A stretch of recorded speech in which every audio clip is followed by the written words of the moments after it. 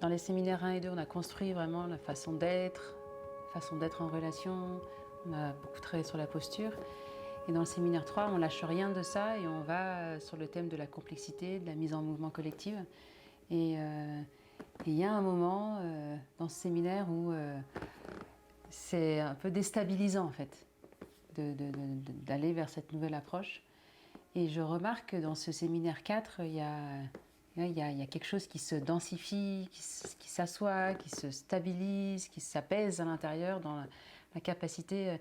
C'est comme si la sécurité intérieure des personnes grandissait pour pouvoir aborder l'insécurité extérieure, le monde qui bouge dans tous les sens, de manière beaucoup plus posée et avec beaucoup plus de clairvoyance.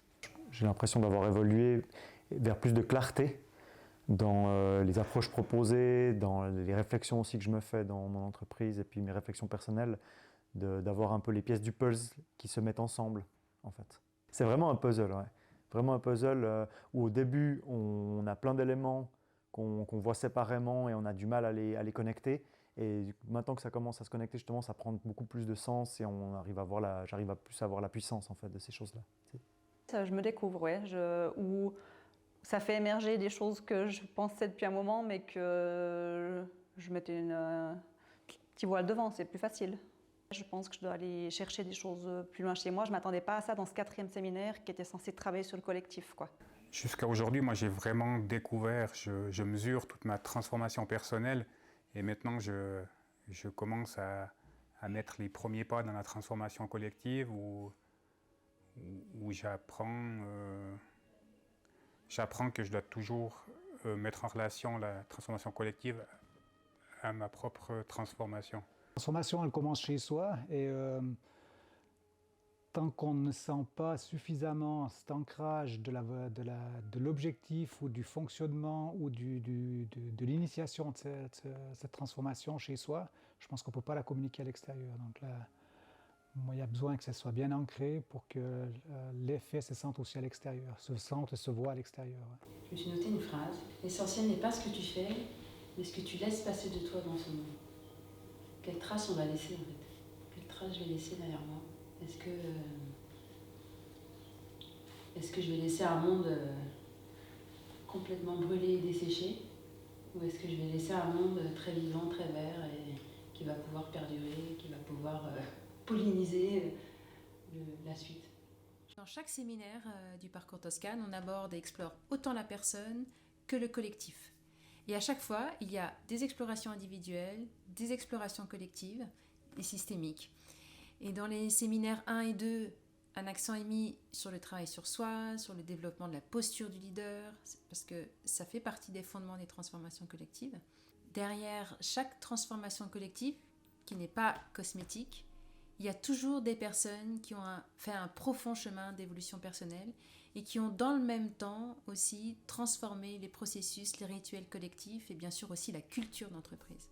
Comment je pourrais aller pour de vrai vers plus de subsidiarité si je n'ai pas exploré ma relation au pouvoir par exemple. Et dans les séminaires 3 et 4, on ne va rien lâcher de ce qu'on a construit dans les 2 premiers séminaires en termes de posture et de savoir-être et on va aller sur le collectif pour répondre finalement à une question qui est centrale dans les transformations, c'est comment mettre en mouvement un collectif, un projet, une équipe dans un environnement de plus en plus mouvant et complexe. Et finalement, comment stimuler l'intelligence du plus grand nombre pour permettre à chacun de rester en énergie, de déployer sa créativité, ses talents. En fait, quand tu ne sais pas pourquoi tu es là, pourquoi tu fais ça, pourquoi tu vis comme ça, tellement de choses restent cachées, quoi. Tu pars au plus pressé, tu vises l'objectif, tu n'as pas conscience d'où tu es, quel chemin tu prends. Donc pour moi, c'est un incontournable dans ma transformation et dans toute transformation. Je pense qu'il y a des perceptions qui sont là depuis longtemps puis qui me dérangeaient. Et le fait de travailler à plusieurs et puis de faire ces résonances entre nous, ça a mis ces éléments-là en évidence. Où finalement, une suite de petits événements m'ont montré que c'était chez moi un frein ou en tout cas un point de blocage qui ressurgissait trop souvent. Et de l'avoir mis le doigt dessus, ça me permet, un, d'en avoir conscience et puis deux, de me dire mais qu'est-ce que je peux faire pour changer ça, quoi.